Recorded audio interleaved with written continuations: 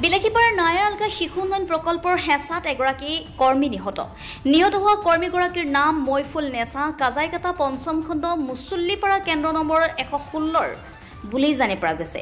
ধুবুৰী জিলাৰ বিলাসীপাৰা মহকুমাৰ নায়াৰালকা শিশু উন্নয়ন প্ৰকল্প কাৰ্যালয়ৰ অধীনত কৰ্মৰত আছিল মইফুল নেছা আৰু ইপিনে বিধাতাৰ লিখনি আজি তৎক্ষণাত 5জন ল'ৰা ছোৱালীক এৰি থৈ চিৰদিনৰ বাবে ইহলীলা ত্যাগ কৰে অংগনবাড়ী কৰ্মী মইফুল নেছাই।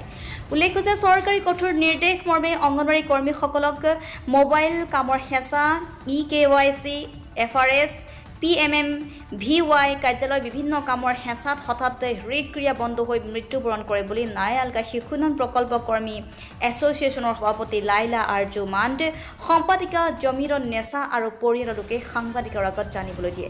মন কৰিবলগীয়া কথাটো হ'ল যে উক্ত অংগনবাড়ী কৰ্মী মইফুল নেছাৰ কৰ্মী পটু তেখেতৰ পৰিয়ালটোৰ ভিতৰতে নিযুক্তি দিয়াৰ বাবে কৰ্তৃপক্ষলৈ দাবী জনাইছিল সচেতন ৰাইজে। আনহাতে এনেধৰণৰ সৰু সুৰা অংগনবাড়ী কৰ্মীক কামৰ হেঁচা প্ৰয়োগ নকৰাৰ বাবে দাবী তুলিছিল অংগনবাড়ী কৰ্মী এছ'চিয়েশ্যনৰ সভানেত্ৰী লাইলা আৰজু সম্পাদিকা জামিৰ নেছাৰ লগতে সচেতন মহলে।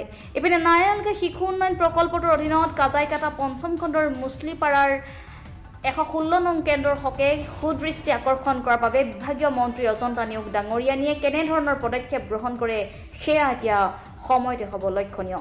বিলাসীপাৰাৰ পৰা Hasen Ali Joddar report public TV Assam. 7জন মান আছে আৰু ইয়াৰে 2 বছৰমান আগত মোৰ দেউতাই গুচি গৈছে আৰু আজি মোৰ মাকে গ'লে আৰু ডাঙৰ কোনেও নাই। মোৰ সৰু সৰু ভাই ভনী আছে, তাক কোনে চাব টেনশ্যনত মোৰ মৃত্যু হৈ আছে। আপোনালোকে হাত জোৰ কৰি কৈছোঁ কিবা চৰকাৰৰ পৰা কিবা যদি হেল্প থাকে মোক কৰিব আৰু কেনেকৈ কম আৰু বুজি পায় আপোনালোকে কিবা কিবি কৰি দিব। মই মোৰ ফালৰ পৰা আপোনালোকৰ এই চেনেলক আন্তৰিক শুভেচ্ছা জ্ঞাপন কৰিছোঁ।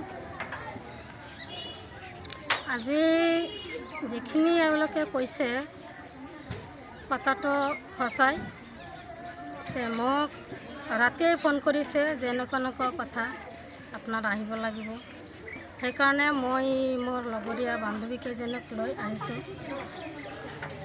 যিখিনি ইহঁতে কৈছে ঘটনাটো সঁচাই। বৰ্তমান আমাৰ যি কামৰ প্ৰেছাৰ দিছে, আমি ইফালে চেণ্টাৰ কৰিব লাগে, ইফালে গাঁৱত গৈ EKYC কৰিব লাগে, FRS কৰিব লাগে, ফেচ কেপচাৰ ল'ব লাগে।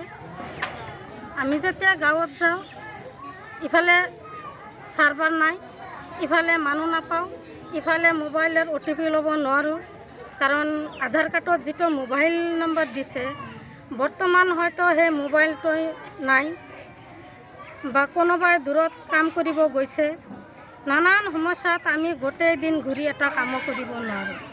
তো টেনশ্যন আমাৰো, আমিও টেনশ্যন কৰোঁ। ইফালে অফিচৰ পৰা সদায় আমাক মেছেজ দি থাকে চকেজ কৰা হ'ব, যিবিলাকে কাম নকৰে চেলাৰী কাটা হ'ব। গতিকে আমিও টেনশ্যন কৰোঁ। বৰ্তমান যিখিনি কামত প্ৰেছাৰ দিছে, আজি হয়তো এইজনী কৰ্মী আমাৰ পৰা চিৰবিদায় লৈছে আৰু আমাৰ এই কামৰ প্ৰেছাৰত হয়তো আৰু 2-4জন যে যাব তাৰো কোনো বিশ্বাস নাই।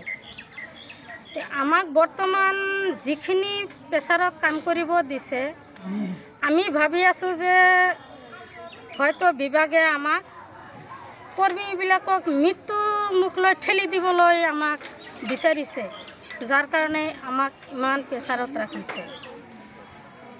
তা আমি যেহেতু এই কৰ্মীজন মৃত্যুক সাৱটিলগীয়া হৈছে, তো এই কৰ্মীজনৰ বিহিত ব্যৱস্থাৰ বাবে চৰকাৰলৈ কিবা আপোনাৰ এছ'চিয়েশ্যনৰ পৰা কিবা আহ্বান জনাব নেকি? আমি এই বিষয়ে আমাৰ অসমৰ মুখ্যমন্ত্ৰী মহোদয়ক আহ্বান জনাব বিচাৰিছোঁ।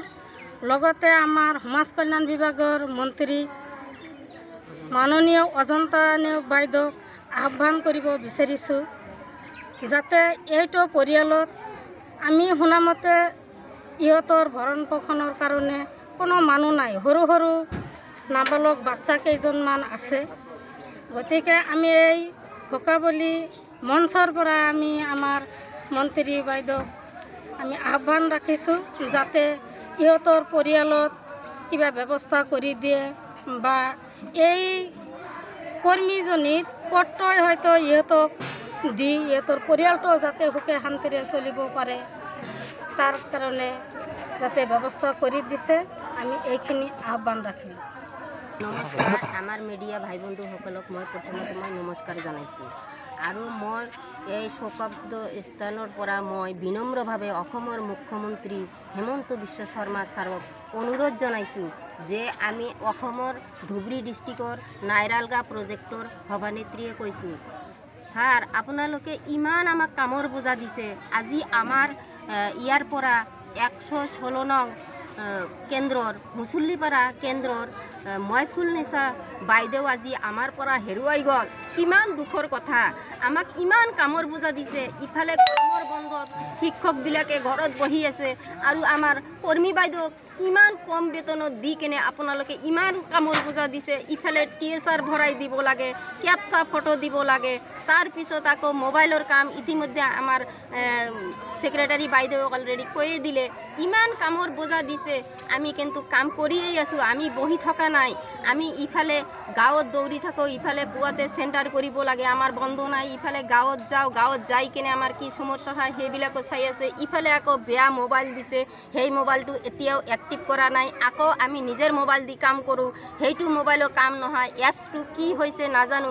ইফালে আমাক এনেকুৱা প্ৰেছাৰ দিছে যে আমাৰ কাম কৰিবই লাগে। এতিয়া আমাৰ টোপনিও হাৰাম হৈ গৈছে, ইফালে আমি খাবও সময় নাপাওঁ।